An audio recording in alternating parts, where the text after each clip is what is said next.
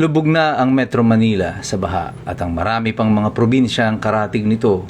Ang Bulacan, Pampanga, Bataan, Zambales, ang La Union at iba pang mga lugar, pati ang mga matataas na lugar kagaya ng Baguio ay nalulubog rin sa baha sa sunod-sunod at halos walang tigil na pag-ulan. Pero wala pa pong bagyo nito, ito po ay habagat lang.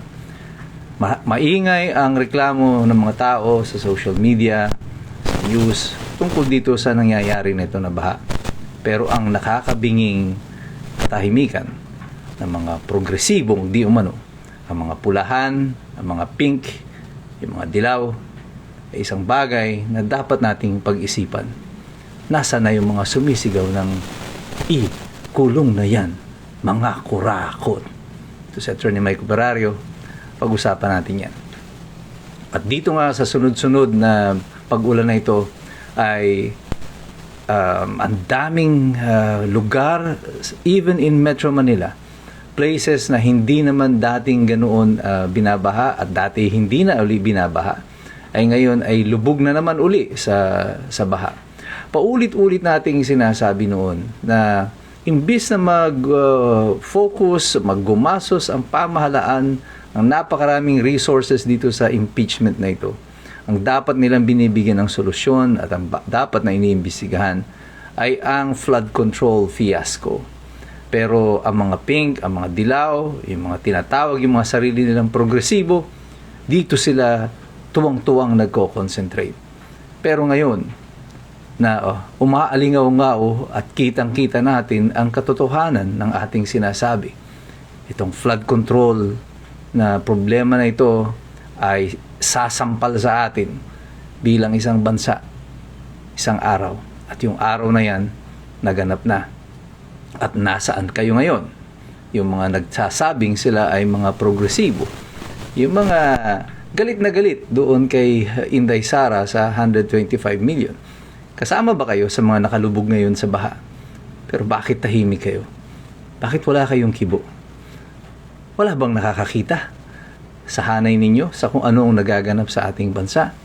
O mas pinipili ninyong manahimik? Kasi ayaw ninyong hanggang ngayon maapektuhan si BBM. Ito ang dahilan kung bakit marami sa mga Pilipino ay kumakalas at humihiwalay dito sa mga nagsasabing sila ay mga progresibo, yung mga centrist o yung mga social democrats, yung mga tawag nating popular ay yung mga dilaw, yung mga pink, kasama na din yung mga nasa extreme left, yung mga makakaliwa, yung mga komunista at yung mga aktivista. Wala silang kibo ngayon tungkol dito sa nangyayari sa buong Pilipinas. Ang kalikasan na ang nagre-reveal sa atin ng katotohanan na isang malaking fiasco, isang malaking kahangalan na tayo ay unahin at gumastos tayo ng 400 milyon para dito sa impeachment habang ang bansa natin ay nalulugmok. Marami ang tumatawag na tigilan na itong impeachment nito kasi sayang ang pera. Pero hindi nila ititigil yan. Kaya ginawa ng kalikasan, siya na nagpatigil. Isang linggo, walang pagdinig ngayon sa Senado dito sa impeachment dahil na nga dito sa pagbaha.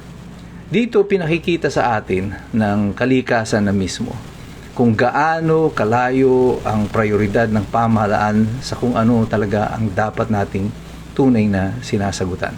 At ang ginagawa ng gobyerno ngayon, puro mga propaganda pa rin. Nasa gitna na tayo ng kalamidad, ng dami-dami ng mga tao ang apektado. Ang gusto nila, puro pa-picture pa rin. Si Vince Dizon, pag huhupa ang baha, pupunta sa isang lugar, magmumura. Mamimigay sila ng stuffed toy, pupurihin ang mga sarili nila, at sasabihin na konti lang naman daw ang baha. At ngayon, si Claire Castro sinasabi, nakikinabang din tayo sa baha. These people are so insensitive na hindi nila halos maramdaman kung ano yung nararamdaman ng mga Pilipino. Alam nyo ba kung gaano kahirap pumasok sa trabaho ng ganito? Alam nyo ba kung gaano kahirap umuwi? Alam nyo ba kung gaano kahirap yung walang hanap buhay, yung mga mangingisda, yung mga magsasaka dahil dito sa sunod-sunod na pag-ulan? Naisip nyo pa ba sila? O ang iniisip nyo lang ay kung ano yung susunod ninyong propaganda para pagtakpan kung ano ang lahat ng inyong mga kapalpakan?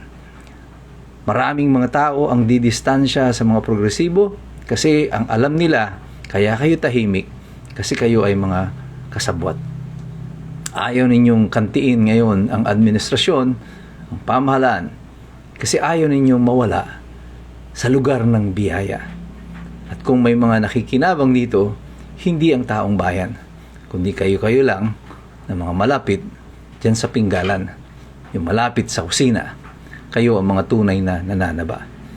Kaya kung ano ang kasalanan nitong administrasyon na to, kung ikaw man ay aktibong sumusuporta sa pamahalaan o sa administrasyon na ito, o di kaya ay patuloy kang nananahimik sa kanilang mga ginagawang mga kabulastugan, ikaw ay titignan ng mamamayan bilang mga kasabwat dito sa ginagawang pagnanakaw sa taong bayan.